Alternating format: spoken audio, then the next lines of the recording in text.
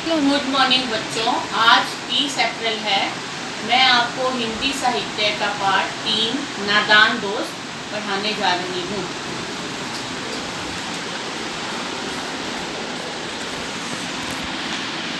नादान दोस्त। यह प्रेमचंद द्वारा रचित एक मार्मिक कहानी है। केशव और उसकी बहन श्यामा दोनों बच्चे थे। उनके घर के कार्निस पर एक चिड़िया ने अंडे दिए। वे दोनों बालक चिड़िया को वहाँ आते जाते बड़े ध्यान से देखते थे। दोनों के मन में तरह तरह के सवाल उठा करते थे। वे अंडों के बारे में सोचा करते थे। इस तरह 3-4 दिन बीत गए। वे चिड़िया के बच्चों की भूख की कल्पना करके घबरा उठते। उन्होंने कार्निस पर थोड़ा सा दाना रखने का फैसला किया। उन्होंने घोंसले के ऊपर कपड़ों की छत बनाने तथा पानी की प्याली और थोड़े से चावल रखने की भी योजना बनाई। अर्थात ये दोनों बच्चे जो अपने घर में चिड़िया को देखते हैं और सोचते हैं कि इनका रहने का, खाने का हम प्रबंध करें, अपनी माँ की आंख बचाकर अपने काम में लग गए। उन्होंने तेल से पत्थर की प्याली को साफ किया और कूड़ा फेंकने वाली टोकरी से उसका घर बनाने की सोची। गर्मी के दिन थे। माँ दोनों बच्चों को कमरे में सुलाकर खुद भी सो गई। बच्चे सोए ही नहीं थे। वे तो मौके की तलाश में थे। माँ को सोता देख वे दरवाजे की सिटकनी खोलकर बाहर निकल गए और अंडों की हिफाजत की तैयारी में लगे। केशव कमरे से स्टूल उठा लाया। श्यामा स्टूल को पकड़ रही थी।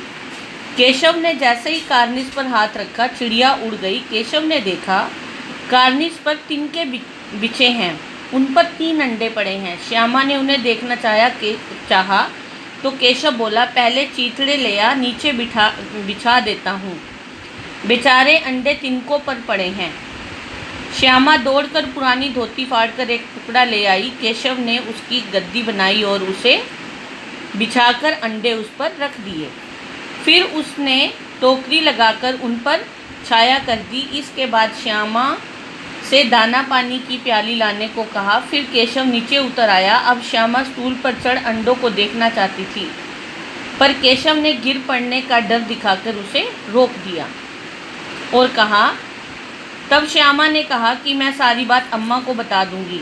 तब कोठरी का दरवाज़ा खुला। माँ ने आते ही पूछा, तुम दोनों बाहर कब निकले और किसने किवाड़ यानी दरवाज़ा खोला? अर्थात दोनों बच्चे माँ से चोरी उस चिड़िया के अंडों के पास जाते हैं, उसका ध्यान रखने की सोचते हैं और उसके नीचे कपड़े की गद्दी बनाकर रखते हैं। उसके लिए पानी का प्रबंध करते हैं। उनको धूप ना लगे इसलिए उनके लिए छाया का प्रबंध करते हैं। परंतु उनकी माँ को थोड़ा बहुत उनके ऊपर शक हो जाता है। दोनों चुप ही रहे। उन्हें डांट डपट कर फिर कमरे में बंद कर दिया। अब दोनों बच्चों को नींद आ गई। 4 बजे श्यामा की नींद खुली। किवाड़ खुले थे। वे कार्निस की ओर गई, ऊपर की ओर ताकने लगी। टोकरी का कहीं पता नहीं था। अंडे नीचे पड़े थे। केशव ने सब देखा। अंडे टूट गए थे। उनमें से कोई चूने की सी चीज़ बाहर निकल रही थी।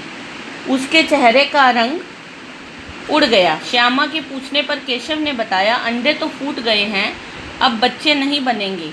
तभी माँ के हाथ में सोटी लिए हुए आई और पूछा, तुम दोनों धूप में क्या कर रहे हो? श्यामा ने अंडे के टूटने की बात बताई। माँ गुस्से से बोली, तुम लोगों ने अंडे को छुआ होगा। दोनों बच्चे एक दूसरे को दोषी ठहराने लगे। केशव भीगी बिल्ली बना खड़ा रहा। माँ ने उसे खूब डांटा, तू इतना बड़ा हुआ, तुझे अभी इतना भी मालूम नहीं कि छूने से चिड़िया के अंडे गंदे हो जाते हैं, फिर वह उन्हें नहीं सेती।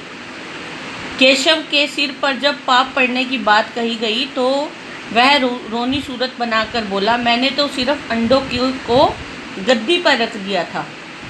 उसकी बात सुनकर माँ को हंसी आ गई। केशव को कई दिनों तक अपनी गलती पर अफसोस होता रहा। दोनों चिड़ियाँ फिर वहाँ दिखाई नहीं दी। अर्थात वो दोनों बच्चे उन अंडों की हिफाजत करते हुए उनके अंडों को, चिड़िया के अंडों को हाथ लगा देते हैं और छूने के बाद चिड़िया अपने अंडे खुद ही तोड़कर वहाँ से उड़ जाती है और वो अंडे यानी उस चिड़िया के बच्चे मर जाते हैं। इस बात पर माँ उन्हें बहुत डांटती भी है और समझाती भी है और इस बात का उन्हें उन दोनों बच्चों को बहुत अफसोस भी होता है। वो दोस्त थे लेकिन नादान दोस्त थे, उन्हें पता नहीं था।